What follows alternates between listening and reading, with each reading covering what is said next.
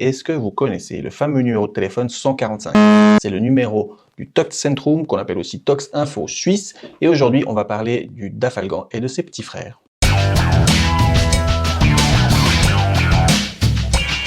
Pharma Suisse, la société suisse des pharmaciens, a participé à une étude visant à savoir si depuis l'introduction du Dafalgan à 1 gramme, du paracétamol à 1 gramme sur le marché suisse, il y avait eu plus d'appels au Tox-Centrum, au numéro 145, pour des intoxications au paracétamol. Eh bien malheureusement, la réponse c'est oui, et la plupart du temps par inadvertance. C'est pas faux. Inadvertance, ça veut dire que c'est pas fait exprès. Oui, tout à fait.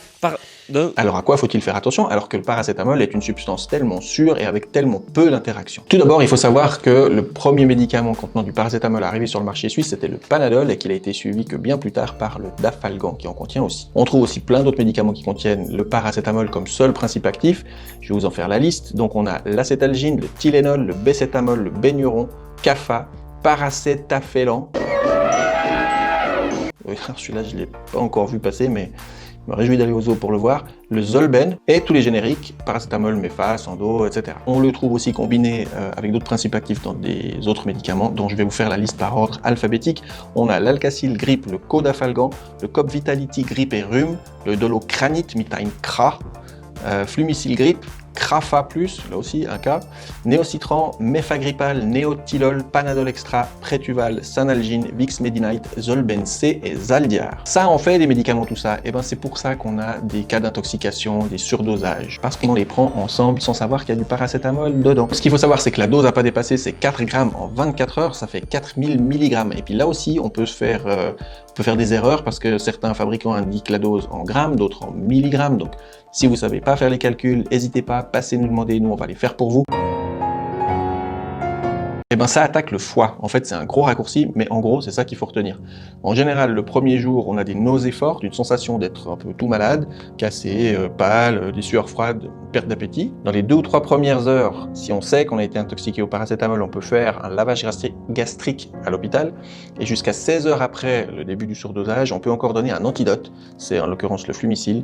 Mais après les 16 heures, en gros, c'est assez galère. On peut pas trop le traiter avec l'antidote. En général, le deuxième jour, ben, ça va mieux. Et puis le troisième, on a la peau et le blanc des yeux qui devient jaune, donc on appelle ça la jaunisse, on tombe dans le coma et on peut mourir.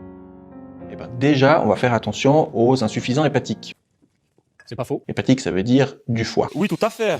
Donc chez les insuffisants hépatiques, ou les gens qui ont une maladie chronique du foie, comme par exemple une cirrhose, une hépatite virale, ou chez les alcooliques par exemple, on va diminuer les doses ou voire passer sur un autre principe actif. Bah, typiquement, si vous avez une gueule de bois, évitez de prendre du paracétamol après pour vous faire passer le mal de tête. Privilégiez plutôt l'ibuprofène, un anti-inflammatoire, mais qui ne contient pas de paracétamol. Et surtout, évitez de prendre pendant la même journée des médicaments qui contiennent tous du paracétamol. Donc je vous ai fait les listes, vous pouvez les comparer.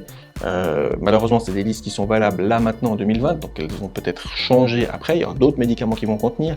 De l'étranger, vous pouvez aussi ramener des médicaments qui contiennent du paracétamol. Évitez de cumuler ces doses. Comme on vous l'a dit, c'est quelque chose qui vient pas tout de suite, vous vous sentez pas forcément hyper mal tout de suite, donc ça peut passer inaperçu. Si vous n'êtes pas sûr, amenez les médicaments, venez nous voir, on va faire le calcul pour vous, on va regarder à quoi vous en êtes, on va vous dire ce que vous pouvez prendre avec quoi. Vraiment, faites pas l'erreur de tout mélanger. Alors maintenant, diffusez, partagez, likez cette vidéo, parce qu'on croit toujours que le Dafalgan et ses petits frères, ils sont inoffensifs. Et ben c'est pas tellement le cas, c'est vrai seulement si on n'en prend pas trop. Du coup, c'est le moment de le faire savoir, surtout si vous approchez des fêtes. Je compte sur vous pour partager cette vidéo un maximum. Joyeux Noël et à bientôt.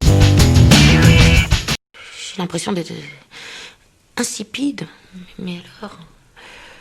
Ouais, c'est pas faux.